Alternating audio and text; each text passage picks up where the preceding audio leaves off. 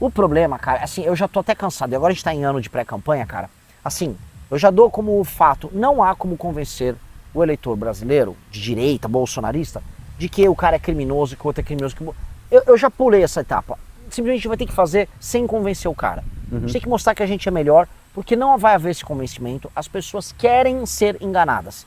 A gente tem que partir do princípio assim, a população já quer ser enganada, a população quer se iludir, ela não consegue dar um passo à frente. É afetivo, meio que, entendeu? A gente tem que ganhar da galera. Tem que ser meio que por contraste.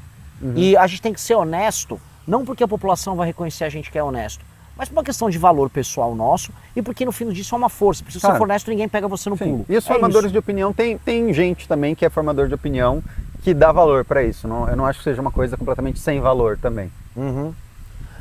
Pra pouca gente, cara. Infelizmente sim, mas... Ó, um cara botou aqui, tenta convencer o Iron Talks. Eu vi você, o França, o Arthur agora, indo lá no Iron Talks. É tipo isso, assim, vocês apresentam argumentos, aí o cara chora. Meio que, aquele cara é meio que, eu sentiria um catalisador desse espírito do bolsonarismo, sabe? Mas ele não é bolsonarista, tá? Ele fala mal do Bolsonaro, ele critica o Bolsonaro. Eu sei, mas ele é Nicolas. O lance dele é Nicolas, ele está... Mas será que ele é racional ou você acha que tem um elemento sentimental aí? Afetivo? Porque ele fica chorando lá, cara. Eu acho que ele tá muito preocupado e desesperado com o Brasil e ele não consegue ver como o Nicolas... pode salvar o Brasil. Como o Nicolas usurpa uma insatisfação e não entrega. Ele não consegue ver isso. Ele não consegue ver a não entrega. Ele vê a fumaça do Nicolas e ele acha que aquilo lá é o valor em si, entendeu?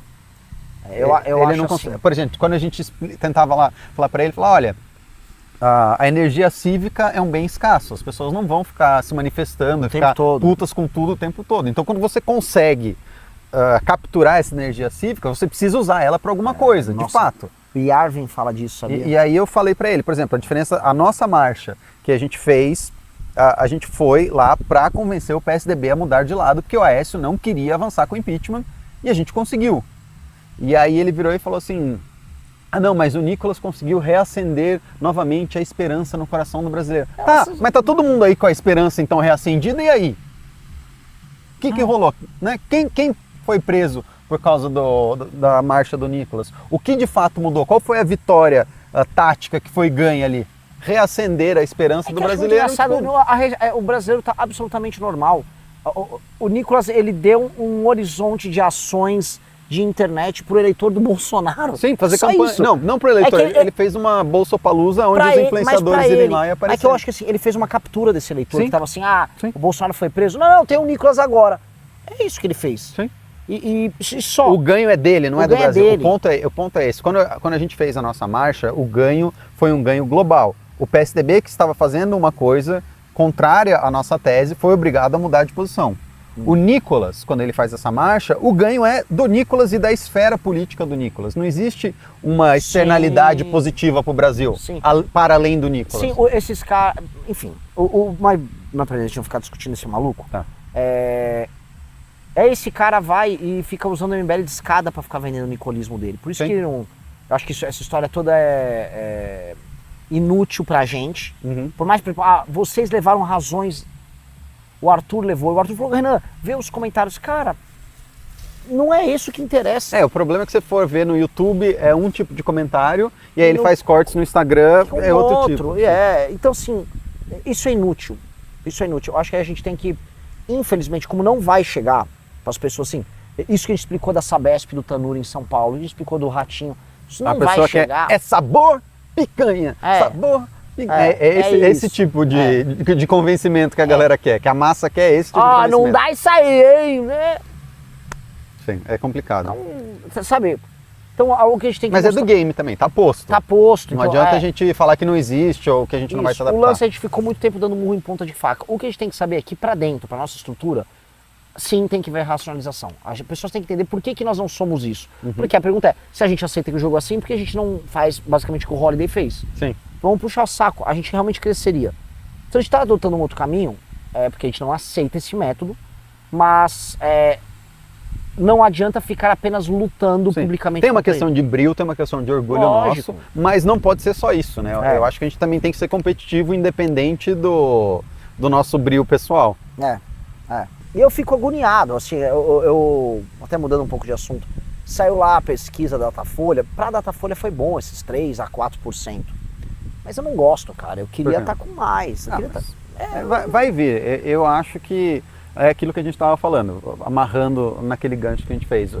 A gente tem um discurso muito denso ainda, pelo próprio, foi o que eu conversei, o próprio vocabulário que a gente usa é diferente. Né? A gente usa palavras que a maioria da população brasileira não usa, a gente tem referências estéticas que a maioria da população brasileira não tem, então a gente depende muito desses validadores. Tem pessoas no meio que a gente vai convencer que vão convencendo de cima para baixo. Pedro, eu acredito nisso tudo. Só que leva tempo. Leva. O lance, assim, o que eu tô vendo nessa pré-campanha é, independente do resultado, a gente vai sair muito grande. Por que muito grande? Concordo. Absolutamente todos os jornalistas que eu visitei, eles estão falando de mim, em todo o Brasil. Eu, por exemplo, teve um... não vou revelar o nome. São esses validadores. Isso. Tem um político de Pernambuco, um político do Centrão. Ele encontrou um jornalista de Pernambuco que eu entrevistei. O cara falou assim, horrores no sentido, tipo assim, olha, foi a melhor entrevista de um político que eu já vi. O cara saiu chocado, o jornalista falou pro deputado, aí o deputado falou pro Kim, olha, teu cara aí tá falado. Os caras nunca tinham ouvido falar de mas mim. desde o Fernando Henrique, a gente está sendo governado por retardado. Sim. Que a gente tá fazendo uma aposta que é o seguinte, o jornalista, você trouxe um bom ponto. Um cara que trabalha com política diariamente, que é um jornalista, um comentarista político, ele sabe o que está posto na mesa. Ele sabe que o PT é corrupto, ele sabe que o Centrão é ladroagem, e ele sabe que o bolsonarista é retardado e corrupto.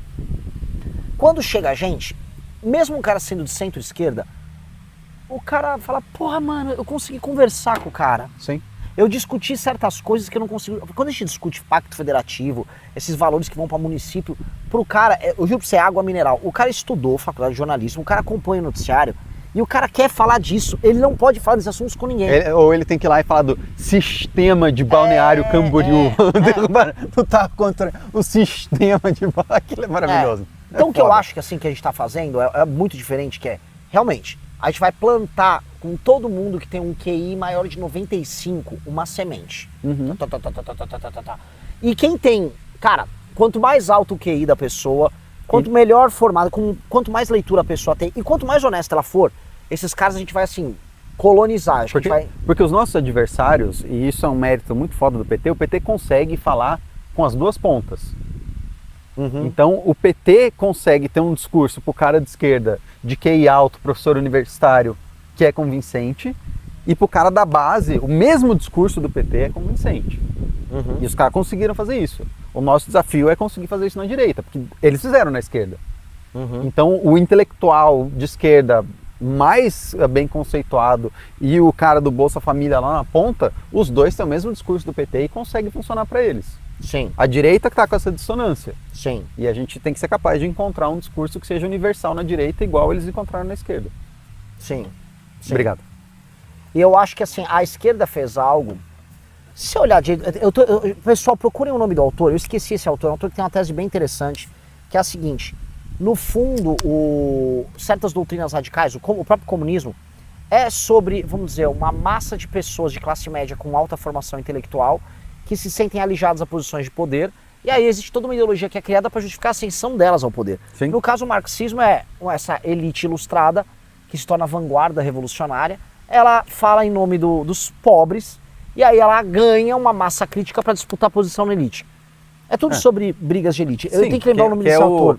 Que ele diz que... Eu tava vendo no Twitter o pessoal falando isso, que a massa nunca faz as revoluções, é sempre uma elite sendo substituída por outra. E esse é o movimento histórico, né? E aí, por que eu tô falando isso? Porque o PT e as esquerdas no Brasil fizeram isso, pegaram uma elite brasileira dos anos 60 em diante, uma elite intelectualizada que estava de poder. Exato, não mandava para valer, e deram um projeto para elas. Meio que a gente tem que fazer isso. Sim. É muito diferente do que o bolsonarismo faz, que é alimentar a base social. E aí o bolsonarismo é um grito que é meio inócuo. E na verdade, sejamos honestos, se a turma do STF, a turma do sistema, não tivesse no taiaiá, meio que eles controlariam tudo aqui, ó, na maciota. Uhum. Porque a galera é muito ruim. Eles prenderam o Bolsonaro. E não tem a formação de uma nova elite bolsonarista, tem a formação da família Bolsonaro. Né? Esses caras da nova elite bolsonarista, como o Bolsonaro é fratricida e autofágico, todos eles foram ficando pelo caminho. E o bolsonarismo foi fazendo questão de dar facada nas costas e trair todos, né? Achou o nome dele? Eu tô quase achando. O cara mandou que é o Jean Vlaclav. Eu acho que é ele. Deixa eu ver como é que é a lata dele.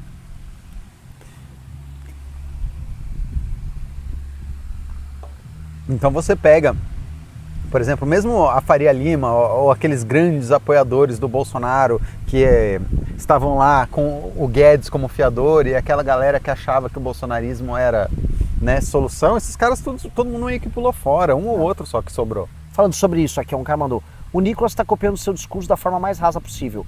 Todos os dias saem novos cortes dele falando sobre imaginário. Sim, porque o Nicolas ele vai pegar o que eu tô falando e vai falar de uma maneira rasa. O Nicolas acompanha nossos conteúdos. O Tarcísio também. O Tarcísio tá fazendo vídeo de IA, de desfavelização. Sim. Eles vão fazer isso. É natural que eles façam. É natural. E assim, eles vão lá jogar pra massa deles uma versão deturpada do nosso discurso. É isso. Mas vocês sabem disso e a maior parte das pessoas inteligentes sabem disso. E se for precisar colocar pra falar isso com um validador inteligente, não será o Nicolas a fazer porque ele nem sabe o que ele tá falando.